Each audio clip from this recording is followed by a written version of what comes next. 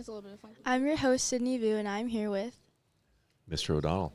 CJ Shafer. And Audrey Guzman. And you know what our band is called? We're called the Funky Beats. Oh, wow. I like that. Thank you for being on my podcast. But, okay, I'll just start the first question for Audrey and CJ. How long have you guys been taking video production for, and, do you enjoy it? I've been taking video production since freshman year, so 4 years now. I think it's definitely a journey. It gets more intricate as the years go along. Mm-hmm. Yeah, I've been doing it since freshman year too, so 3 years now. I like it a lot. The people are great. O'Donnell's great sometimes, most of the time. Sometimes? It's kind of a tough question. Is the class great as they're staring, looking directly at the teacher? I do like the class, you or else I better wouldn't say take yes. it. Yeah. Because if they don't, we're going to go back and change some of their grades. So, I know there's different pathways for video production. You guys both started in just, video production 1, right? Yeah. And, which pathway did you guys choose? I'm doing, the normal one without sports media. I don't really know what it's called. We don't really have a name. Yeah, it's just, video production 1, 2, 3, then 3, 4. Yeah. But I'm probably not going to do sports media. Yeah, I think it's just advanced video production. I didn't go through the sports media pathway. I just not really interested in that, I guess. Yeah. What about you, CJ? You didn't want to do sports media? I was thinking about doing a sports media this year, but I have no time in my schedule for it. Also, he yells at the sports media kids a lot. So, what's the difference between, sports media and just, the regular one? That's Sports. an excellent question. I don't know. I don't know if I could. Can I jump in on one? go I don't know Yeah. if they'll know because they don't take the course. But basically, sports media is just basically designed to be kind of its own separate. All I really would like is kind of a kid take a video production 1 course and then go into the sports media. And then from there, I have some of them who will take the class multiple years because we are just continuing to cover whatever this year of sports is, whereas opposed to the traditional video production class, which is a beginning, middle, and advanced. It's beginning, very basic, simple stuff.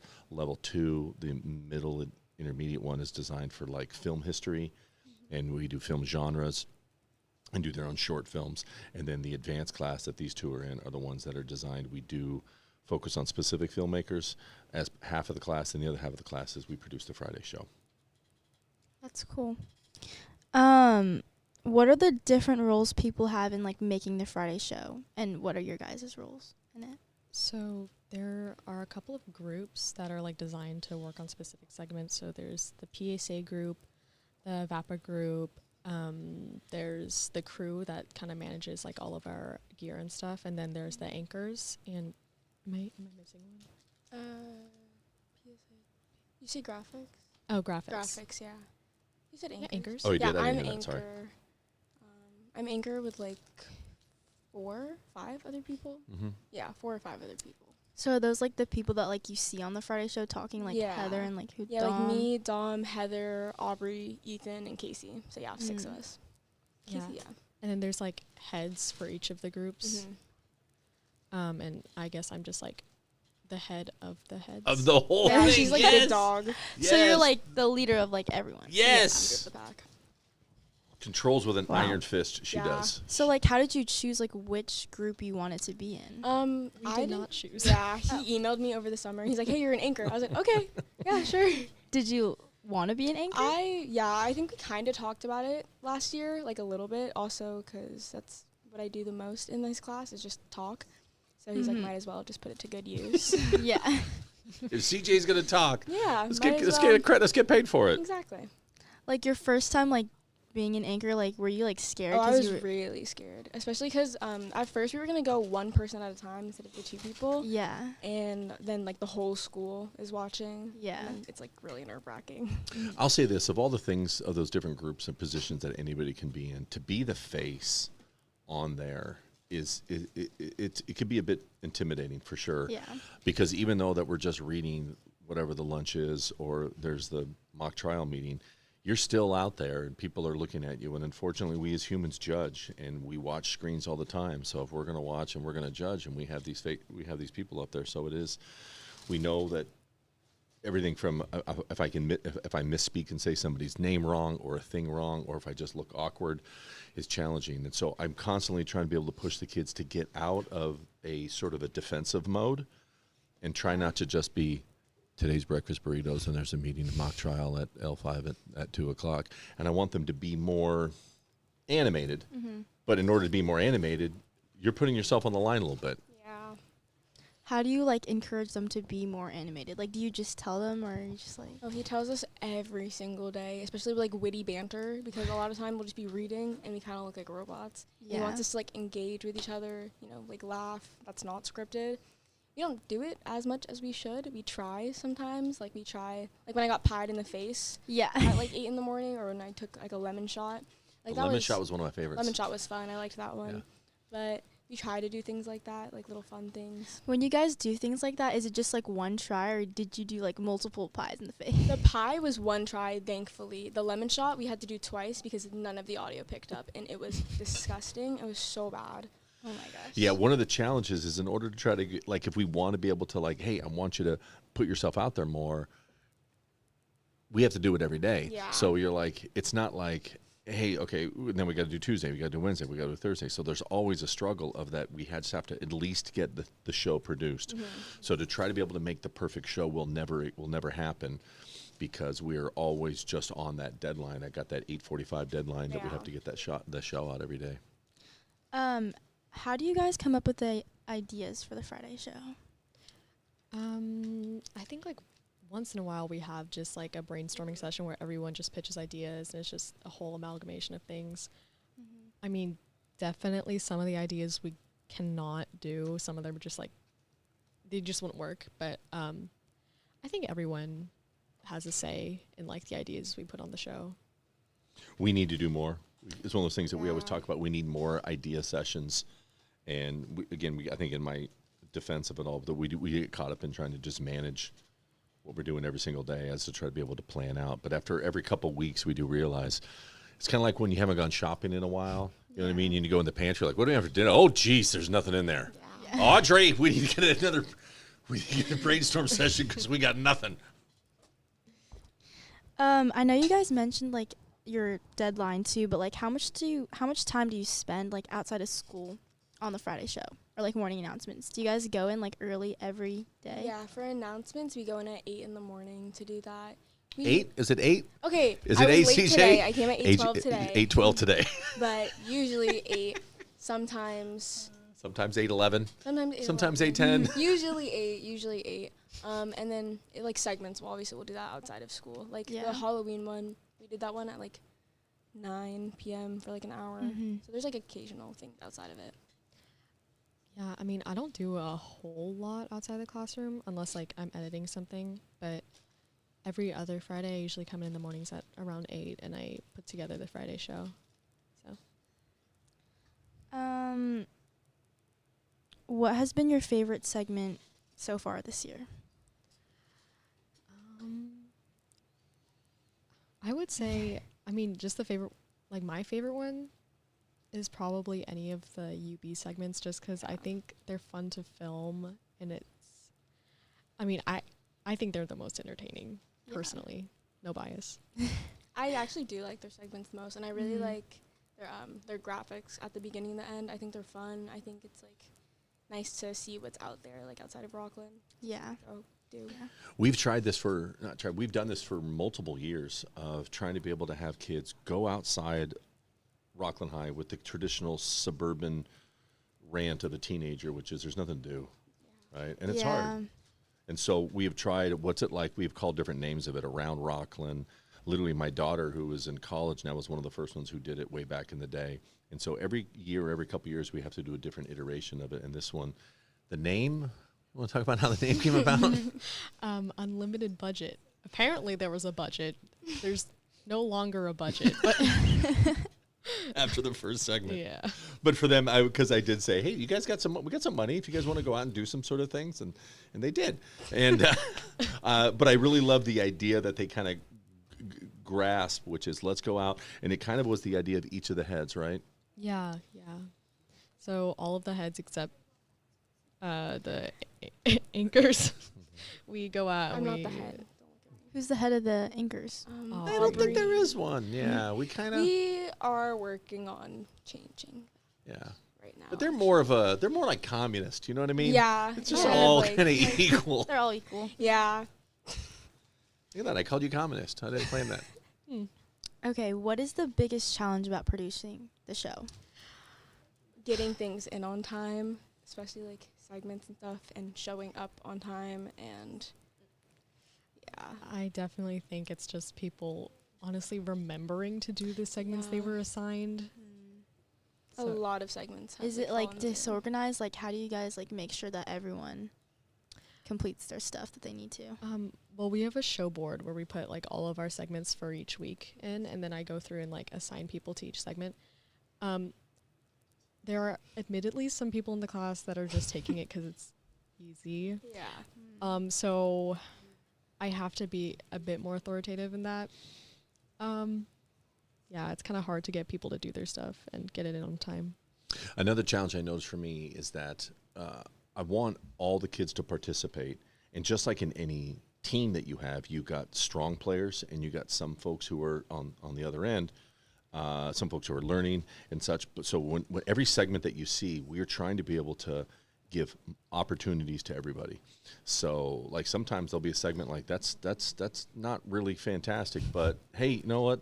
You know, this kid, this is the first one that they've done. And so I applaud them for trying to be able to do and learn and all that kind of stuff. So we do have a varying amount of the quality of the segments that we put out there.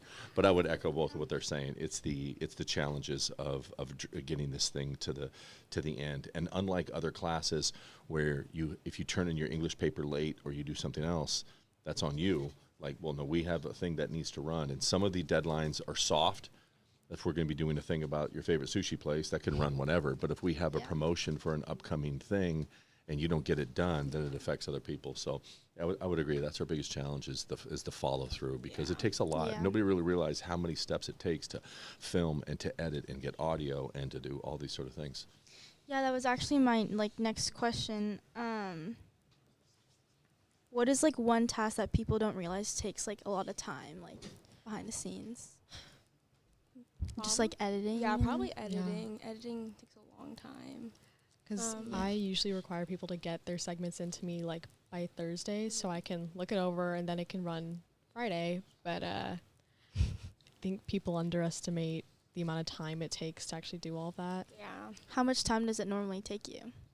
Well, for me, I think I've just gotten so used to editing that it doesn't really, well, I guess it depends, but most segments, I'll sit down for an hour or an hour and a half and it'll be done. But I know a lot of people, I think, who are less technically skilled, Yeah. it takes a lot longer. Are you the only one that edits? Oh, no.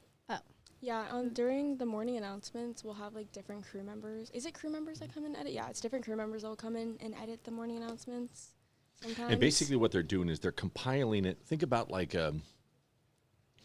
maybe if you go to a buffet, right? And so you're having a meal, but each of the things that you're eating have been produced by something else. Oh, I want a piece of pizza. Oh, I'm going to get, right, some of the Chinese food. And okay, so that means that's what we're doing is your plate is a thing because this kid made that segment, this kid that segment. So in any given show, how many segments would we have, you would think?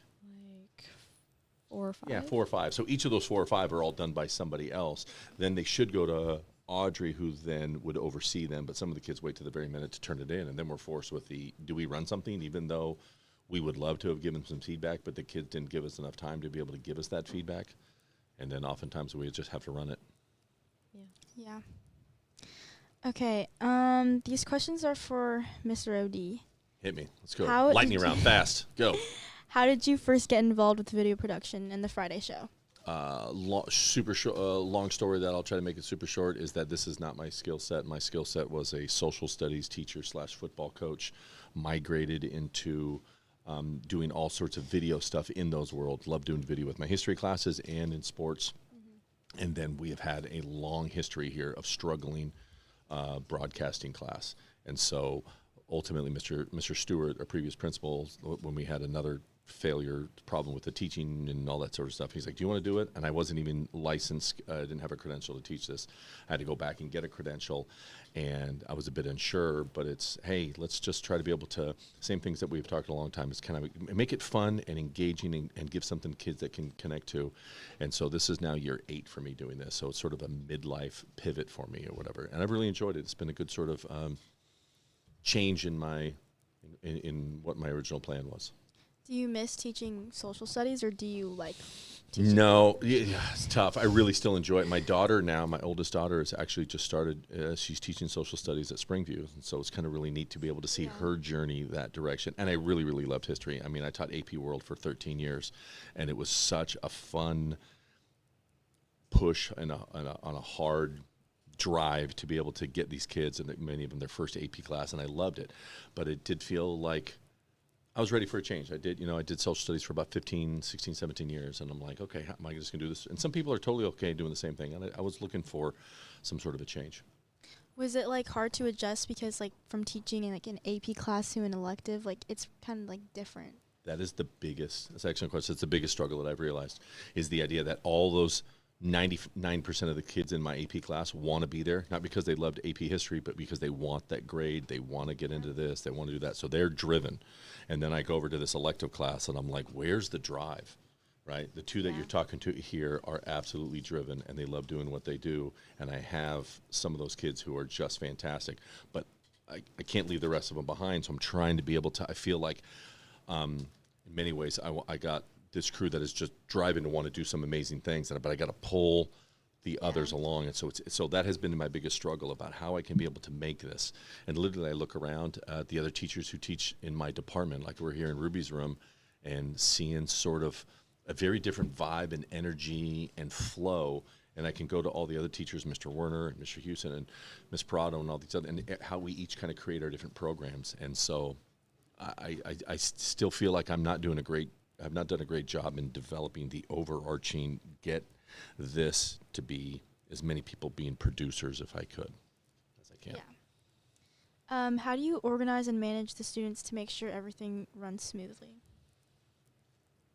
Another really, really a big challenge, because how can I teach, going back to, I'm a social studies teacher, so I'm teaching, right, trade routes. I'm going to compare, Silk Road versus Indian Ocean Maritime Systems. Like, you're all learning it, and I'm pretty sure none of you know it. So it's going to be me teaching to a group of everybody the same thing. Now it's very different. Everybody has different individual needs and projects. So how we can be able to do that. One of the things at the lower levels that I'm really, really finding it much better is taking away as much direct instruction and doing a lot of screencast and videos. So like even today, my video production 2 class, I want them to learn lights, and there's so much technical things that you need to know, and so if I could just make a video, you watch the video on your own, you can work in a group, and then you need to demonstrate that to me. So I feel like I'm doing my offloading of my direct instruction on video. Now they can watch me at their own speed, their own pace, and then come and just demonstrate that to me later on. So that's been kind of helpful for me a little bit, but it takes time. Yeah. How do you hope to improve the Friday show?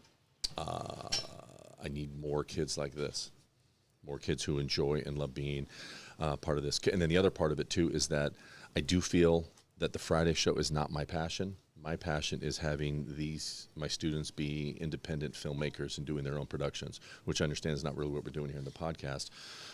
But so take Audrey, for example. Audrey is just an amazing filmmaker, but on top of that, she can't focus on her own individual films or whatever group that she's working on. It's because we need to produce the Friday show, which is every dang Friday. We got to get this thing out. So it's kind of hard to be able to do my own artistic achievements and dreams and what I want to do and all that. So we have multiple projects, with one big culminating one at the end of the year. And also there's other film festivals, and Audrey won. She came in and got second place in one of the regional film festivals last year. Congratulations. Yeah, I know. I'm assuming I'll let her speak on her, but I know that's something that she really enjoys as well.